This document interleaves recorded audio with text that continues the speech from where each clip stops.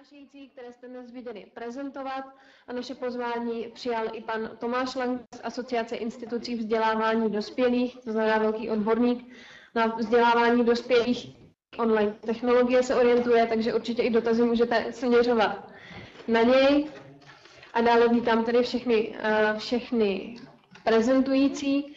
A teď ještě než spustíme dotazy z moderovaného chatu, online dotazy a dotazy zde přítomných, tak bych tedy ráda pozvala pana profesora Vladimíra Burčíka, který se k nám připojuje ze Spojených států amerických ještě se svým kolegou. Pan Burčík je mimořádným profesorem a konzultantem pro střední Evropu Robert Morris University, to znamená velmi významným odborníkem v této oblasti a je také členem Evropské akademie pro digitální média a expertem pro světovou soutěž pro e-obsah a multimédia. Takže jestli se slyšíme, jestli bychom se mohli vyvolat, prosím. Áno, my sme tu. Dobrý den. Počujeme sa, dobrý deň. Ano, slyšíme se výborně. Takže ja som niektoré otázky dostal už aj vopred mailom, takže tie otázky smerovali práve k tomu, že aká je situácia vo online výuke na amerických univerzitách a postoje vôbec k online vzdelávaniu. Možná, že najprv by sme dali slovo nášmu kolegovi Fredovi Kohunovi, ktorý okrem toho, že je prorektor Robert Morris University, je držiteľ titulu Educator of the Year. So, please, Fred. Dobrý den. It's good to be here to talk a little bit about online education. The United States has gone through a very rapid progression and inclusion of using online tools and equipment and software in history.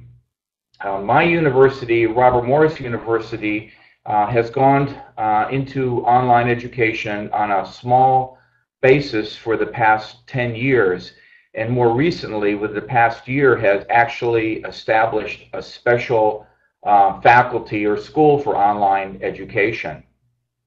The interesting problems that we have encountered was doing good education. And to do that, we had to think through and redesign our course materials to include instructional designers and content experts to work with the faculty to deliver the information in the most challenging and the most user-friendly manner. We had had a lot of resistance in the past because of the abilities of most people felt to have an attention to work in the discipline, to work in an online or technology-based environment. However, since we've been able to use tools such as this, where we have video communications, where we have video films, where we can have some synchronous capabilities, our experience has increased significantly. Over the past 4 years, we have in one of our doctoral programs had the United States ambassador to Nigeria. She would come to the United States for 1 week for a seminar. Rest of the course, she would sit in Abuja, Nigeria, utilizing the tools that were available. And it was quite useful for us to see in real time some of her problems, and she was able to participate with her classmates. What was most fascinating, and I knew that we had succeeded in our task to integrate online learning, particularly with technology, and in a doctoral level study, is the students, after the class had ended, were sitting in front, at Robert Morris here, we're sitting with a glass of wine in front of the computer, and I'd walk around. Abuja, Nigeria, this woman was sitting there drinking wine, and they were socializing and talking about the subject matter. Then we went to a restaurant to have something to eat. The students brought the computer with us, and they were able to have her, as she was in Abuja 6 hours ahead, eating a meal while the other students were eating a meal. So it was quite effective discussion was quite rich. I'm looking at my notes for a second here. The negative aspect about using this technology in the United States has been a lot of students think it's an easy way to get educated with very minimum time. So from that standpoint, the positives are it's accessible to most. The negative part is it does take time and has to be prepared for their expectation and put into a schedule in which they're disciplined enough to go through the process. The other problem that we have is the tools. There are a number of management systems that facilitate online education. The most predominant one in the United States is Blackboard, but from an instructor point of view, it is not particularly easy to use, easy to develop on. And so if we change learning management systems frequently, then the students get confused in terms of the functionality of the various systems. But overall, we have been quite excited to see some of the positive results. I was the dean of one of our programs, one of our schools. I had the opportunity to review a number of the faculty projects, and I was particularly impressed with one professor who was doing geology, to the extent that I went through his course. I became so engaged, before I knew it, I was involved for 2 hours going through the various exercises, the videos, the virtual labs that were present. So it was, to me, a very engaging, wonderful experience. But most faculty, unfortunately, know how to use this tool very effectively. So we are going through a tremendous education process for the interested faculty to learn how to integrate instructional video, voice, and interactivity into this sort of a format. I have to translate it.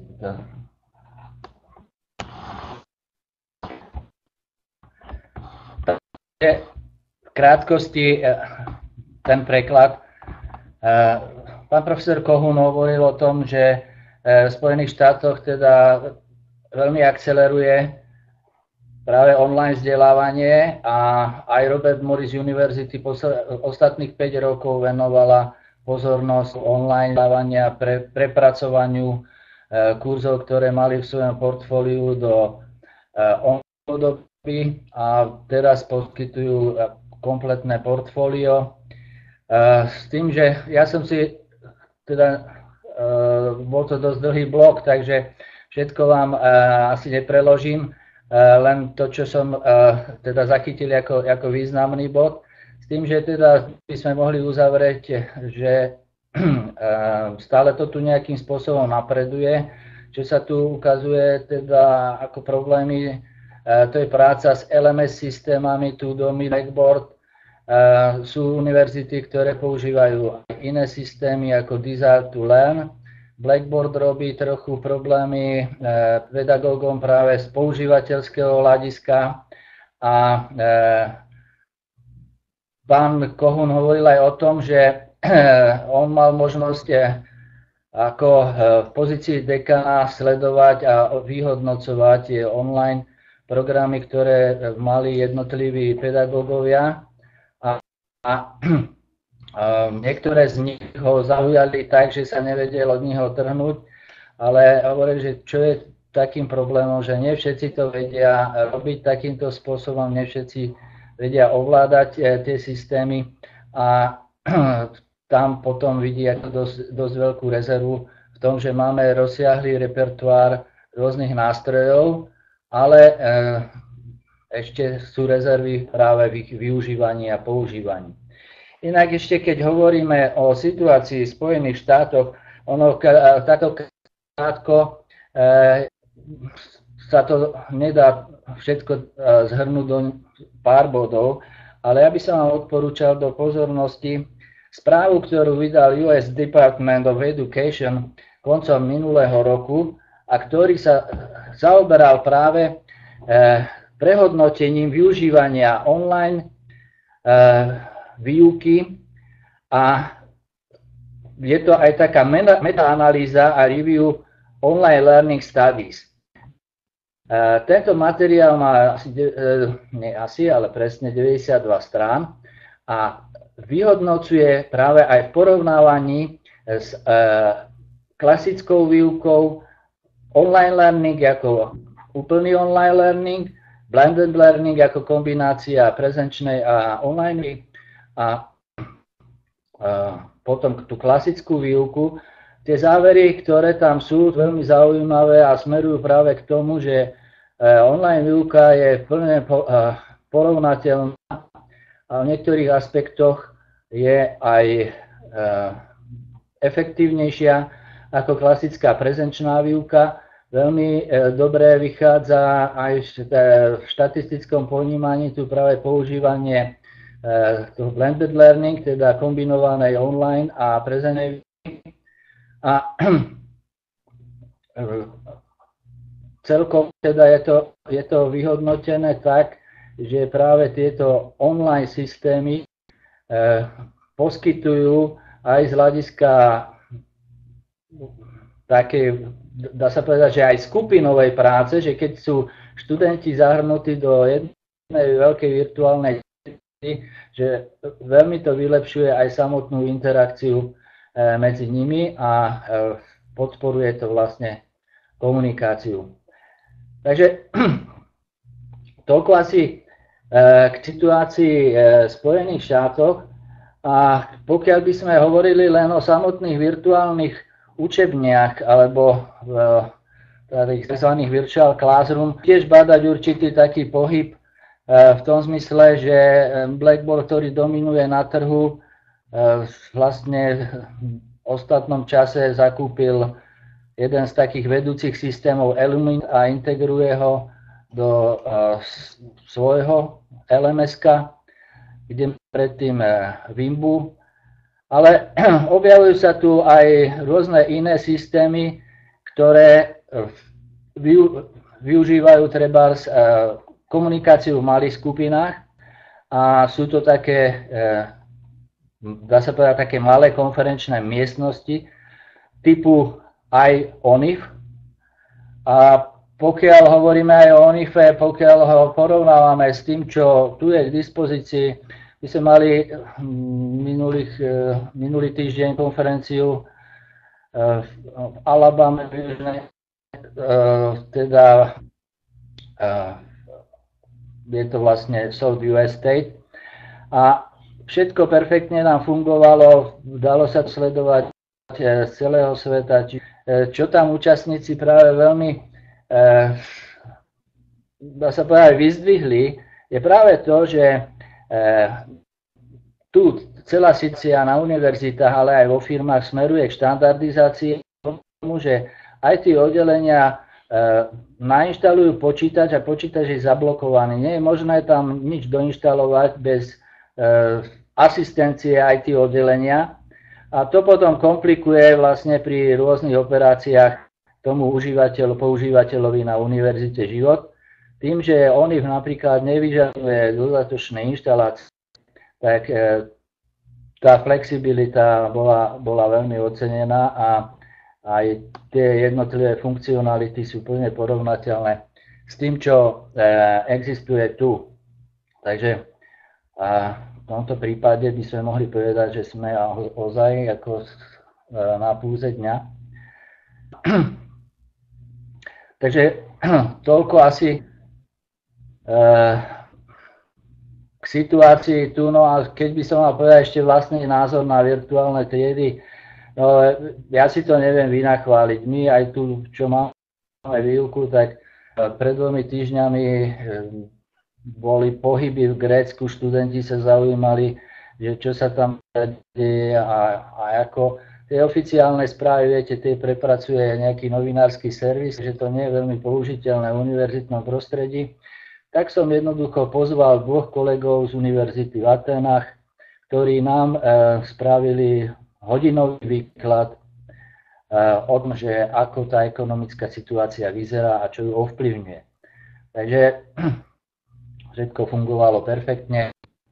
Takže ja si myslím, že je to cesta. Ak by boli nejaké otázky, môžem doplňujúce, prípadne môžeme prejsť ďalej k tým ďalším. Čo sa týka pozitíva, negatív, tak pozitíva, negatíva. No. Keď by sme hovorili o negatívach, no ako také veľké negatívum sa vyzdvihuje tá absencia toho sociálneho priameho kontaktu, čo neviem, či je vždycky negatívum. Tak, pane Burčíku, já teď nevím, jestli mě slyšíte. Když tak řekněte, je to možná Ano, dané já vás zpožděním. Já jsem vás už chtěla dvakrát trošičku přerušit. Slyšíte mě teď?